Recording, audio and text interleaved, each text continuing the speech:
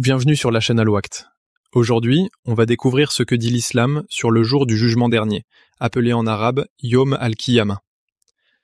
Croire à ce jour fait partie des 6 piliers de la foi, comme l'a enseigné le prophète Muhammad, que la paix et la bénédiction d'Allah soient sur lui, dans le célèbre hadith de Djibril, rapporté par l'imam Muslim. Allah dit dans le Coran : « Quiconque fait un bien fût-ce du poids d'un atome, le verra. Et quiconque fait un mal fût-ce du poids d'un atome, le verra. » Ce jour-là, chaque être humain sera ressuscité et jugé par Allah selon ses actes, avec une justice parfaite. Les actions seront consignées dans des registres et elles seront pesées dans la balance.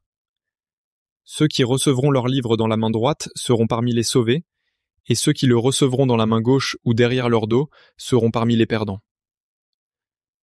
Le prophète Muhammad, que la paix et la bénédiction d'Allah soient sur lui, a aussi décrit les grands signes de la fin des temps. L'apparition du Dajjal, le retour de Jésus fils de Marie, la sortie de la bête et le lever du soleil à l'ouest. Ces événements sont rapportés dans des hadiths authentiques. Après le jugement, chacun devra franchir le pont Sirat, plus fin qu'un cheveu et plus tranchant qu'une épée. Les croyants le traverseront selon leur foi et leurs bonnes actions, tandis que d'autres chuteront dans l'enfer. Le jour du jugement est un rappel puissant.